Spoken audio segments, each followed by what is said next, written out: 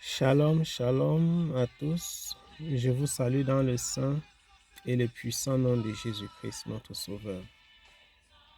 Nous avons vu préalablement, nous avons vu dans notre petit échange précédent concernant les richesses et la foi en Jésus-Christ.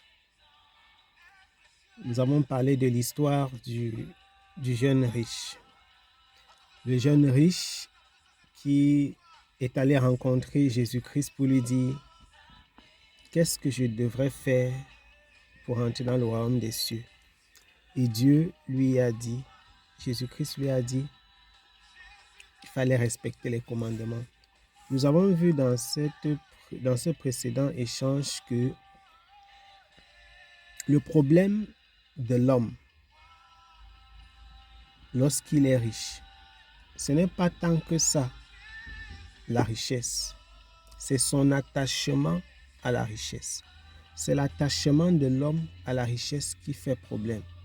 Ce n'est pas la richesse en elle-même. C'est pourquoi l'apôtre Paul déclare que l'amour de l'argent est la racine. Il ne dit pas que c'est le problème. Il ne dit pas que c'est un mal. Il dit que c'est la racine de tous les maux. Paul ne déclare pas que l'amour de l'argent est un mal. Il dit que c'est la racine. Lorsque tu as traité la racine d'un problème, lorsque tu as traité la cause d'un problème, tu es à l'écart de ce problème-là. C'est l'amour de l'argent qui fait problème. Ce n'est pas l'argent en soi. À partir du moment où il y a de la cupidité, l'amour de l'argent, alors les autres mots peuvent s'implanter, peuvent se manifester. Le riche, comme nous avons vu précédemment, a tendance à s'attacher à ses richesses. Et l'amour de l'argent, le plus souvent, augmente avec la quantité des richesses. Ça veut dire que plus on est riche, plus on est puissant, plus on a du matériel, on a tendance à s'attacher. Pourquoi? Parce qu'en réalité, on a investi beaucoup de soi, beaucoup de temps, beaucoup d'énergie, beaucoup de ressources afin d'atteindre ce niveau-là. On ne voudrait pas voir ces ressources, cette énergie, ce temps-là partir de cette façon. Et donc, nous essayons de faire cet échange. Pourquoi? Pour donner aux uns et aux autres, à ceux qui nous écoutent, de comprendre que le problème tant que ça, ce n'est pas la richesse en soi. C'est la façon avec laquelle l'être humain est attaché à la richesse. Ça pose problème. Ça pose problème dans ta foi avec le Seigneur. Et oui, effectivement, si tu es tellement attaché à la richesse, tu vas te détacher du Seigneur. Et si tu te détaches du Seigneur, tu ne le rencontreras pas. Il faut se le dire. Nous avons vu donc dans ce livre de Luc au chapitre 18 comment cet homme, après s'être entendu dire par Jésus d'aller vendre ses richesses, il a pris la décision de partir. Au lieu de perdre toutes ses richesses, tout cet investissement, tout ce temps, toutes ces ressources investies, il a préféré partir. Nous connaissons l'histoire d'un autre riche. Pour nous dire, nous connaissons l'histoire d'un autre riche pour nous dire à quel point les richesses peuvent détourner une personne de l'objectif. Parce qu'après avoir examiné ces deux histoires des riches, nous allons voir également par la suite qu'il y a des personnes qui sont riches en Christ. Il y a une façon d'être riche en Jésus-Christ. Donc le problème, ce n'est pas la richesse. Le problème, c'est la façon avec laquelle vous êtes attaché à la richesse. Le problème, c'est la façon avec laquelle vous recherchez la richesse. Le problème, c'est l'image que présente la richesse dans votre vie. comment est-ce que vous concevez le fait d'être riche. Il y a des personnes qui sont pauvres, mais qui sont plus cupides que les riches. Et ça, je voudrais le souligner rapidement. Il y a des gens qui sont pauvres matériellement, qui n'ont pas d'argent dans leur poche, n'ont pas de compte bancaire, et même quand ils en ont, il est vide, mais qui sont plus cupides que les riches. Donc, la cupidité et le fait d'être matériellement riche, il n'y a pas un lien réel. C'est vrai que lorsque tu as des biens matériels, tu as tendance à davantage vouloir aimer les richesses.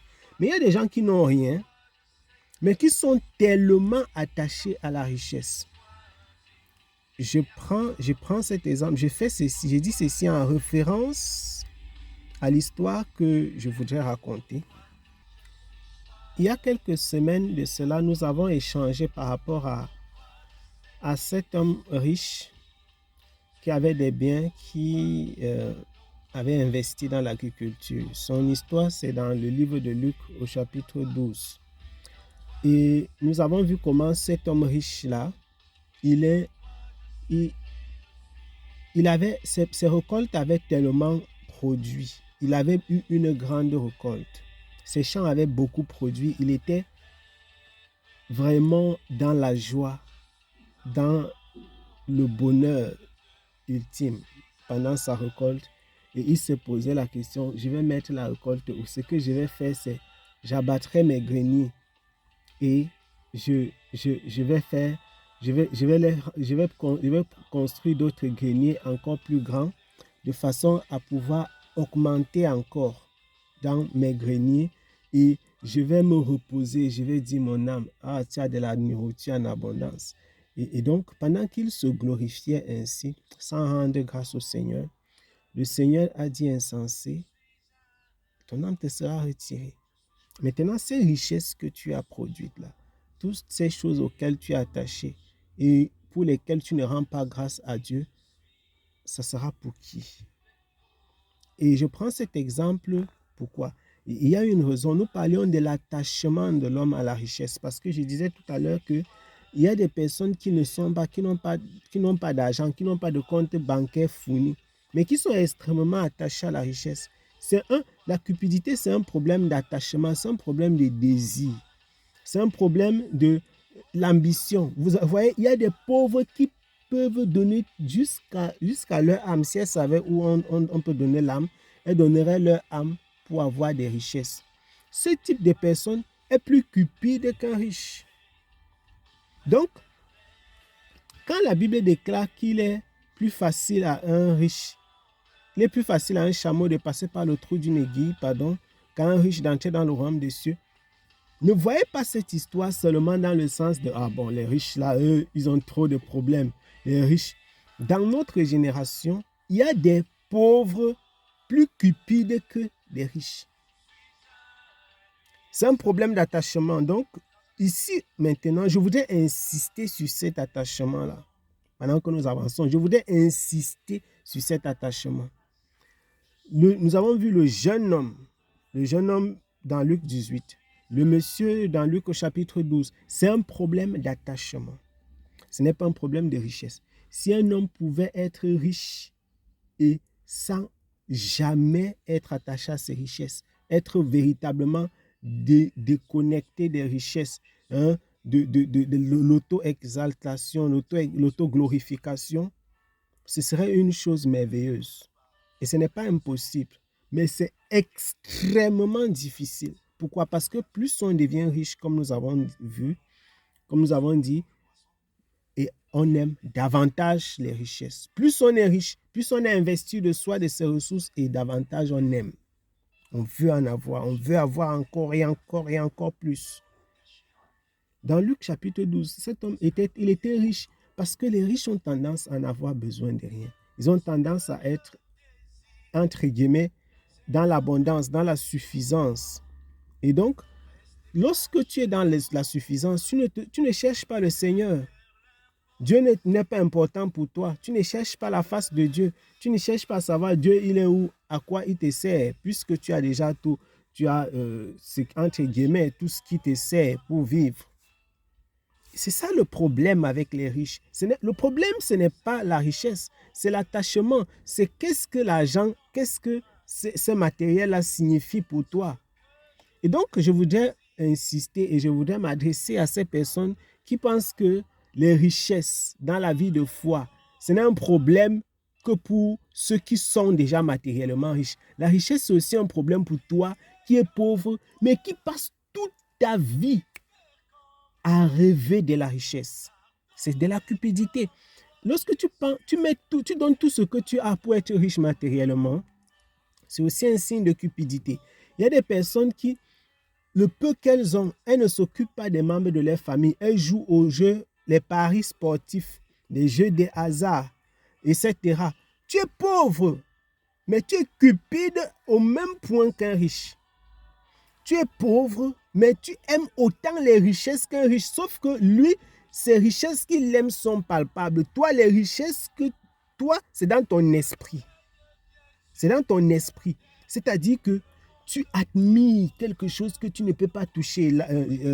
Salomon, notre frère, Salomon dit que tu poursuis du regard quelque chose qui disparaîtra. Tu poursuis du regard quelque chose qui disparaîtra. Donc, j'insiste, c'est un problème d'attachement.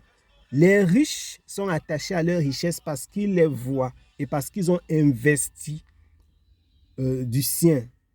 Ils ont investi de soi. Ils ont investi beaucoup dans ces richesses-là. Les pauvres s'attachent aux richesses qu'ils ne voient pas encore. Ils poursuivent les richesses qu'ils ne peuvent pas atteindre. Ils donnent tout ce qu'ils ont. C'est pourquoi les chrétiens aujourd'hui tombent dans l'évangile de la prospérité. On revient dans l'évangile de la prospérité. Pourquoi? Parce qu'ils sont cupides. Le fait que l'évangile de la prospérité prospère est une preuve que la majorité des chrétiens de ce siècle sont des chrétiens cupides. Et la cupidité est une idolâtrie. Donc, au même titre que les riches qui ne cherchent pas le Seigneur, les pauvres qui aiment l'évangile de la cupidité, l'évangile de la prospérité, ne sont pas avec le Seigneur. Je répète, au même titre que les riches,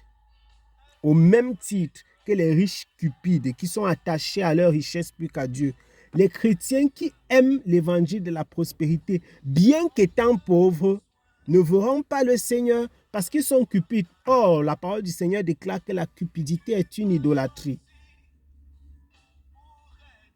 L'attachement aux richesses, la place que les richesses ont dans votre vie, c'est ça qui vous sépare du Seigneur.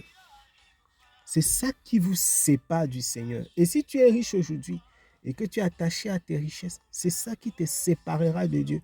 Si tu es pauvre, toi qui es pauvre et toi qui m'écoutes et qui passes ton temps à investir tout ton temps, toute ton énergie parce que le seul objectif que tu as dans la vie, c'est d'avoir de l'argent, c'est d'avoir des richesses. Sache que tu es pareil à un riche qui a beaucoup de milliards. Votre niveau de cupidité est similaire. Lui, il admire ce qu'il a. Toi, tu admires ce que tu ne vois pas. Pensons-y. L'attachement aux richesses, c'est ça qui fait problème. Que le Seigneur vous bénisse abondamment. Shalom.